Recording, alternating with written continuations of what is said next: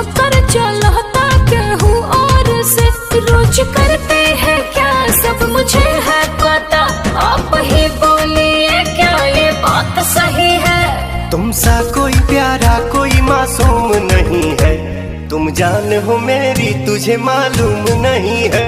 तुमसा कोई प्यारा कोई मासूम नहीं है, तुम जान हो मेरी तुझे मालूम नहीं है।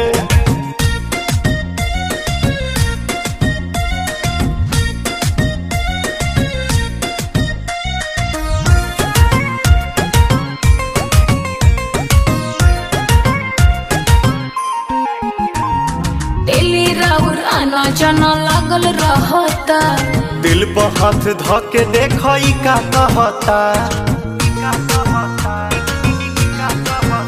हाँ डेली राउर आना जाना लागल रहता, तो दिल पर हाथ धके देखई का कहता।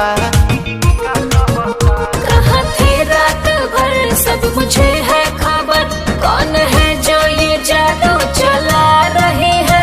तुमसा कोई प्यारा कोई मासूम नहीं है, तुम जान हो मेरी तुझे मालूम नहीं है।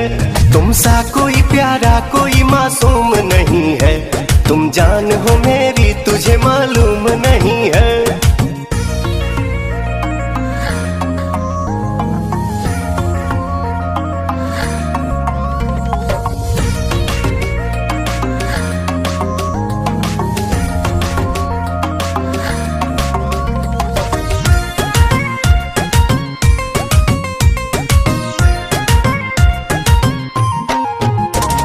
सोचतानी जितना नादान नइखी हो, धोखा नहीं करत जानू मामी कसम।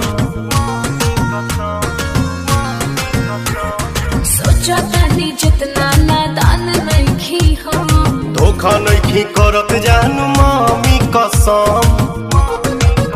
कैसे करे विश्वास रोशन हो बदमाश, पवन जिसका था डर हमको बात वही है। तुमसा कोई प्यारा कोई मासूम नहीं है, तुम जान हो मेरी तुझे मालूम नहीं है। तुमसा कोई प्यारा कोई मासूम नहीं है, तुम जान हो मेरी तुझे मालूम नहीं है। तुमसा कोई प्यारा कोई मासूम नहीं है, तुम जान हो मेरी तुझे मालूम नहीं।